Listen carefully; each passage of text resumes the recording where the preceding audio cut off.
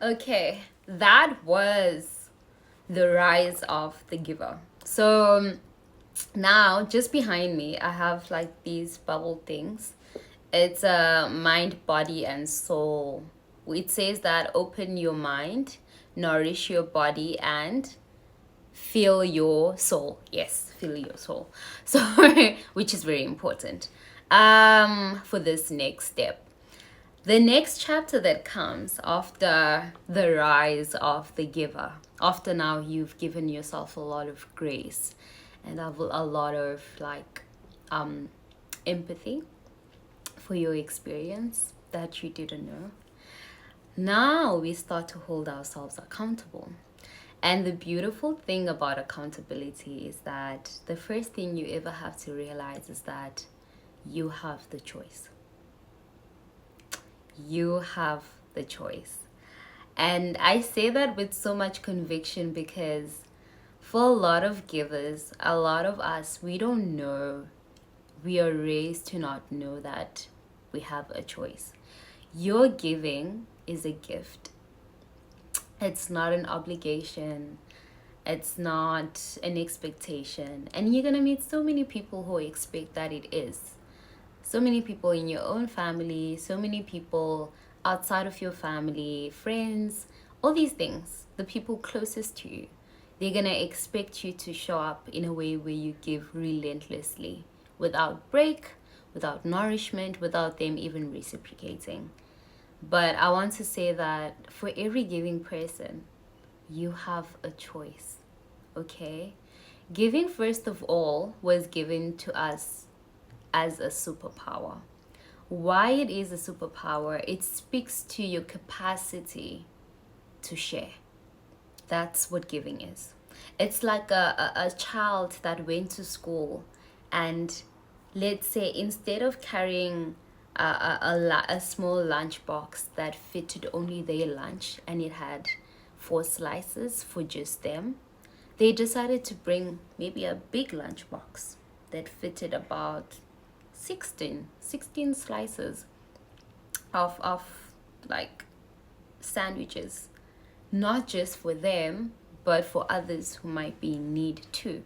That's what a giver is like. That's how big a giver's heart is. And that's why I say that your giving is a gift. It's capacity. It's an evidence of capacity. All the people that you gave to, when you look back, don't ever feel shame. Don't ever shame yourself. Don't ever feel guilt, because guilt will come when you now start to rise in true giving, right? But don't ever feel those things. See your giving as a gift, your capacity to love, your capacity in everything, your capacity to receive, even because I feel that when it comes to givers, we are so harsh on ourselves. We uh, like talk down on ourselves, like, yeah, but are you good at receiving? You were never raised to be good at receiving because no one gave to you. How about that? You were never good at receiving because no one cared to give to you. Hmm? So it is weird to expect yourself to be good at something you never learned. Okay? In this case, if you're a giver, you have to learn how to receive. It's something you learn. It's like a language. You only know the language of giving. Now you have to learn the language of receiving. And that's the kind of grace that I wish every giver and nurturer person gives to themselves. Okay, so in the journey of abundant giving, this is where you start to rise. Remember, you're still rising in selfishness, in the not wanting to give to other people. In this phase, you're gonna feel a lot of you are in your grief phase. You're gonna feel a lot of shame. You're gonna feel a lot of guilt. You're gonna hear so many voices that shame you for not wanting to give to others. And that is the conditioning that you received in this world, in your family, wherever dynamic, wherever it came from. That is that voice. It's gonna tell you that we should give to others. That's what it means to be human. That's what it means to be alive, and all these different things. And I want you to let that voice speak, because it's there, right? Let it speak. Don't shut it down. Let it express itself. Observe. Do not be sucked in. You will be sucked in the first couple of times, but when you start to recognize that this is not your voice, let it like sink in. Let it sink in, let it sit down, and let it like fully express this conditioning that you so called received from a very young age. So after that voice settles down, true abundance giving then start.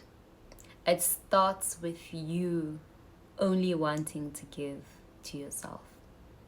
It's gonna come as like some form of gatekeeping. Gatekeeping is sacred. Not any person can walk into a temple, right? Because temples are sacred. If you're a giver, your body, which holds your spirit, your house of your spirit, the house of this heart that likes to pour so much, is sacred. So you start to learn that you don't want to give yourself to others. Initially, it's from hurt. This is where people will be like, oh, who hurt you? But don't let those things even get to you. This is from hurt, from betrayal, not wanting to share yourself, which it's very important and it's righteous that you go through that phase. Because after you start to heal and you start giving back to yourself in the smallest of ways. How do we do that? We start to get into hobbies that we enjoy. We start doing the things that we like. We set a boundary with people that actually, I don't like phone calls. Can you please not call me? Or better yet, send me a message. Send me a voice note. That's what I did in my journey, and it helped a lot. That people could respect this. A lot of people are like, what's wrong? Why would you don't like phone calls? Why wouldn't you like phone calls? I didn't really care about it because to me, I don't really have to explain that, but you can if you want to. I just told them that I just don't like them. I don't need to go into the depth of every person who called me wanted something from me. No, I didn't need to do that. Okay? At this point, it's also my choice if I want to tell you or not. And I'm not going to. Because then again, I'm not gonna overextend myself and give explanations. It's enough that I say, please do not call me. Send me a message or send me a voice note. I don't have to over-explain. It is natural to over-explain because you are a overgiver. It is natural to do all these things, but it is also important that you realize that you don't have to. You can just say, I don't like them, I don't want to be called, and that's just about it. The thing is about givers is that a lot of people have, because you grew up not setting a lot of boundaries, and in certain roles you didn't set boundaries, a lot of people don't expect you to have boundaries, and a lot of people will push you. It's also part of your path that you learn how to set boundaries, because boundaries are there to serve you. Now, abundant giving. After you receive this abundant giving, this loving giving, you then start to receive alignment. When you start to set boundaries with people, when you stop contacting people, those are energetic boundaries you are setting with people. I remember when I was in the state of rage, I deleted every person's number. Every person who reached out to me because they wanted something, I deleted their numbers. I never sent them a message to say, oh, it's because this or that. I think I did it with only 2 people. But at that point in time, I had also started to realize that when I express things to people about their behavior, they tend to deflect or gaslight and all these things. So I also decided that, you know what, I'm just telling you, I still deleted their numbers. And they know why I deleted their numbers, right? I wasn't looking for them to justify their behaviors and all those things. No. At that point, I was done. I cut everybody off. I blocked a lot of people and I started afresh with the new version of myself. This cleansing is very important.